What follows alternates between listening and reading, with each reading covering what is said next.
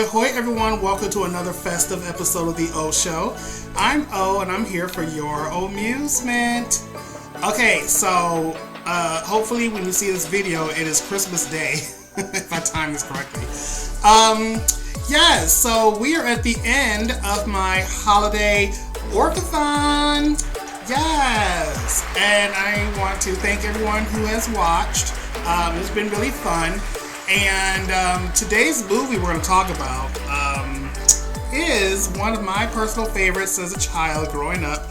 Like every Christmas, I could not wait for this movie to come on. Now, before I show you, you probably already seen the thumbnail, but I was going to do National Lampoon's Christmas Vacation, but you know, if you haven't seen National Lampoon, like, what's wrong with you? Like, you gotta see it, okay, if you have not already. Maybe I will talk about it next year. But the movie I'm talking about is Babes in Toyland. Now, this is the version from 1961 made by Disney, okay? Not to be confused by, I think the first one back in the 30s, maybe? And that one starred Laurel and Hardy. Now, I'm not sure the history with that movie. I know there is a Babes in Toyland that they did, but I think later on it was renamed to March of the Wooden Soldiers. So I think they're the same movie, but I'm not sure. But we're not talking about that, so forget it. Now, in the 80s, there was a movie that they did, Babes in Toyland, and now this one starred Drew Barrymore and Keanu Reeves. Now, I wasn't a fan of it then. I'm not a fan of it now. Like, there's so much happening. It's weird. Like,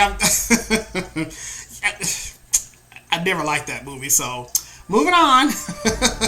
But we are going to talk about this one right here. If you can see it, Babes in Toyland. Now, this is actually Disney's first musical, like, movie. I did not know that at first. They never made like any other musical. Well, they made musical production, but this is like the first film musical production that they did. And now it's not 100% a Christmas movie, right? So back in the 80s, like Fox used to show this movie every year. Like I remember White Christmas used to come on. They'll show that. There was another Christmas movie they used to show too. I think it was this movie called The Night They Saved Christmas with Jacqueline Smith, if I'm not mistaken. I may talk about that one next year. But they always played this movie, and it kind of has a Christmas feel towards the end, because there's a whole like toy maker thing, and the toy maker is saying like, you know, there's a deadline, and kids might not get their toys by Christmas, and so we'll talk about that. But it never actually takes place around Christmas. But it's a really fun, like, holiday, like, sit down with the kids and watch this movie. There's dancing, there's singing, there's snow at the end. So, like, Disney has a way of tricking us all. They got me because I was all about it. So the movie stars Annette Funicello, and she's playing Mary Quite Contrary. Then we have Tommy Sands playing Tom Piper. Now, the movie starts off, we have Mother Goose and her goose, Sylvester, who's at the comic relief of the movie. And she's welcoming us to the eve of Tom and Mary's wedding. So, at Disney, like, the way they put this production on, I used to just love. It kind of opens up as if it's a play. And then you watch this movie like, okay, is this like a play that we're going to be watching in this film? But no, it gives you that illusion that, okay, you're watching a show, but then as they start going into the little village and people's houses, like it opens up and becomes like an actual movie. So yes, they're celebrating Tom and Mary getting married the next day, and they're introducing some characters that live in the town. So you have like Bo Peep, you have Little Boy Blue, kinda. You have that character, Simple Simon, who met a pieman going to the fair. There's a whole bunch of nursery rhymes in it. People living in shoes and pumpkins. Like, you're in total fairy tale land, okay? And of course, if this is a fairy tale land, you have to have a villain. So the villain in this movie is this crazy man named Barnaby, okay? And he has these two goons called Gonzorgo and Roderigo. Now, here's the thing. This guy that plays Barnaby, his name is Ray Bolger. Bolger. We'll say Bolger, right? Now, does he look familiar to any of you? I'm gonna give you a couple of seconds to look.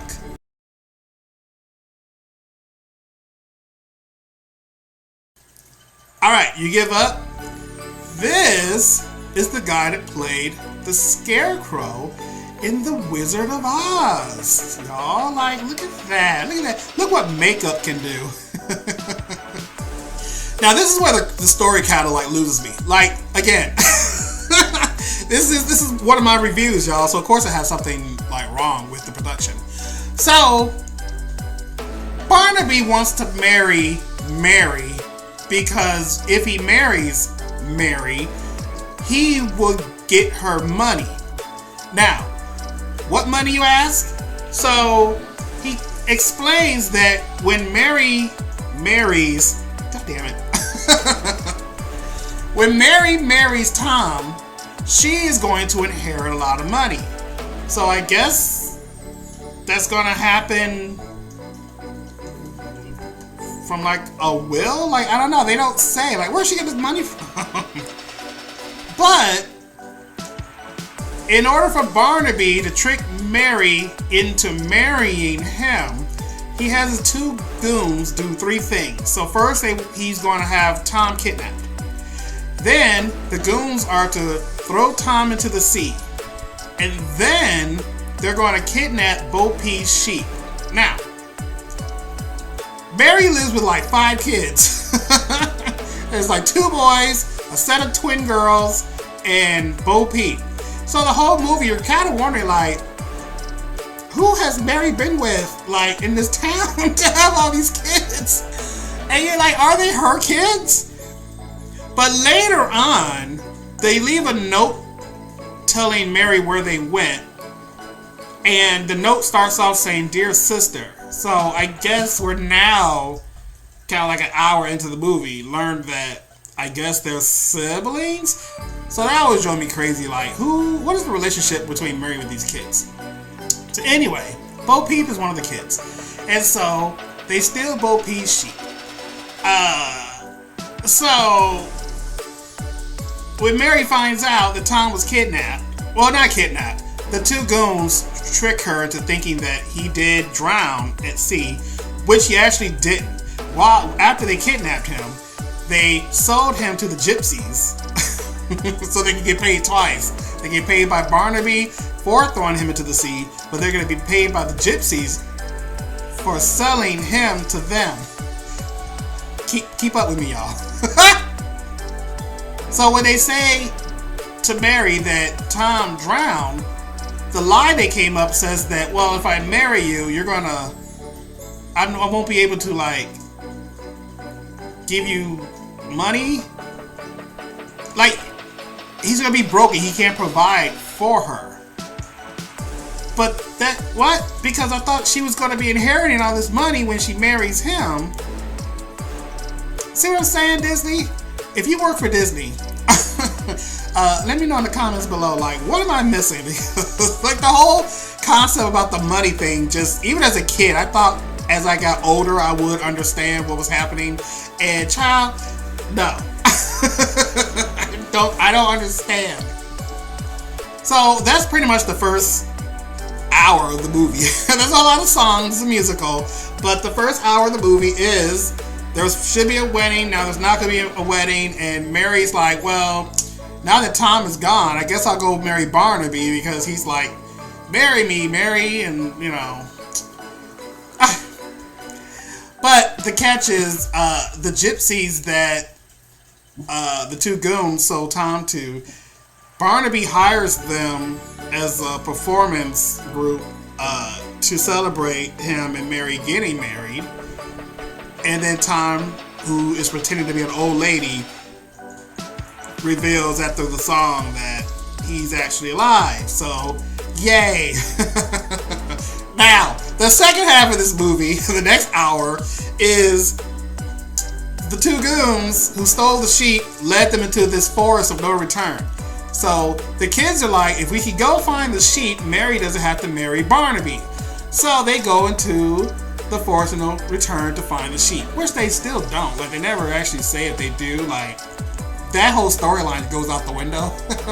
But they end up getting captured by these trees who are like, what the hell are you doing here? There's no trespassing. So there's a song, which I love. I love the whole, like, songs with the trees. Like, I love them.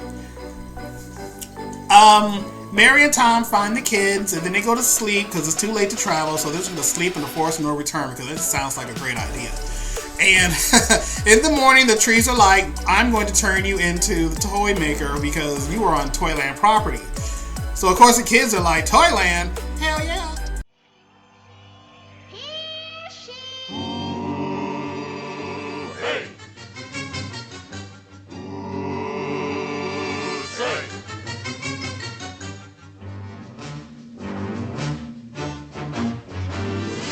Can't you read? Can't you see? This is private property. Aren't the signs plain and clear? No one is allowed in here. So they go to Toyland. They go to the toy maker, who's actually played by Ed Wynn, who is like the funniest man ever. And if you don't know who Ed Wynn is, two biggest examples is he was like Uncle, what was his name in Mary Poppins? He was the Uncle somebody. But he was that man who every time he laughed, he would float to the ceiling. And Mary Poppins would get all pissed.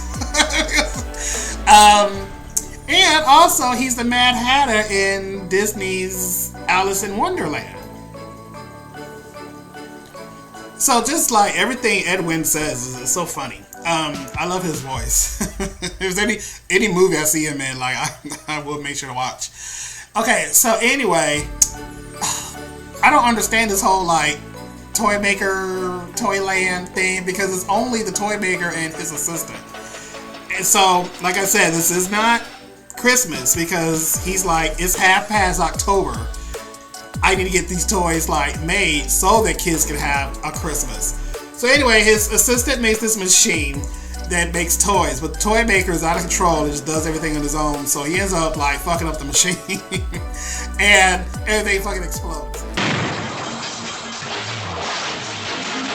There's something wrong, Romeo! Romeo! Do something for heaven's sake! There's something wrong here, Romeo!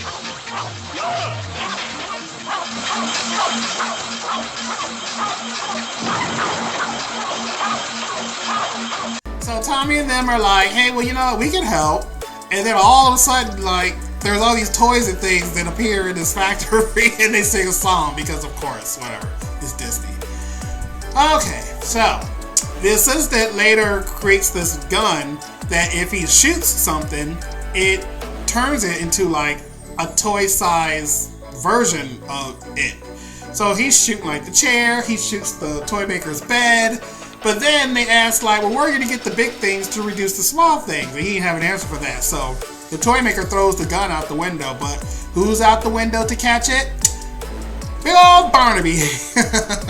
So Barnaby shrinks the toy maker, his two goons turn against him, so he shrinks them, and then he shrinks Tom, and then he's like, damn it, Mary, you're gonna marry me now?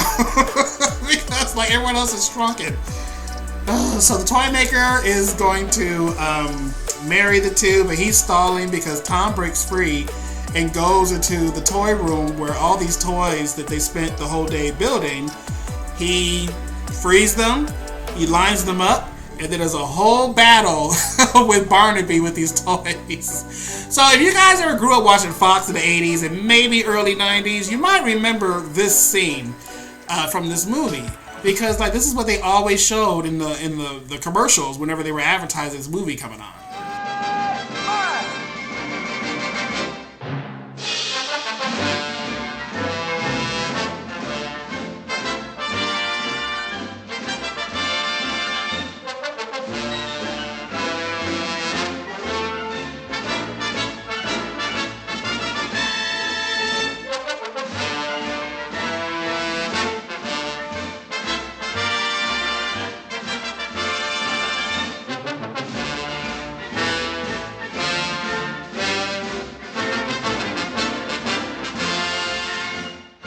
Also, if you ever watch the Disney parades, and I think they still do this today, because I don't know, the parades have gotten boring over the years, but they were lit back in the 80s and 90s. But this is where those toy soldiers came from. I'm pretty sure this is the movie that these toy soldiers first appeared. And then they would be in all of the Disney parades and things. And yeah, I think I'm right. Let me know if I'm not, but I'm pretty sure I am. So Barnaby is finally defeated by Mary shooting a toy at him and then exploding the gun he's holding, and then Barnaby shrinks. And then him and Tom, he's still small, they fight it out, and then Tom defeats Barnaby. And it just so happens that the assistant comes back saying, well, I built another invention, and this one now reverses the little things and makes them big again. So now everyone's back restored. And the kids come out after hearing all this noise. like they're right in the other room. But now they come out after everything is said and done. And they're like, oh, you've been playing with the toys. And then the movie then ends with Tom and Mary finally getting married. But wait, hold on, back up. First of all, they never found the sheet. No one ever said anything about the sheet. So, number one. Number two, you built these toys. The toys are now destroyed. And we're okay with this? I don't understand what's happening with these toys. Is the toy maker fired? Does Santa Claus ever punish his man? What happened?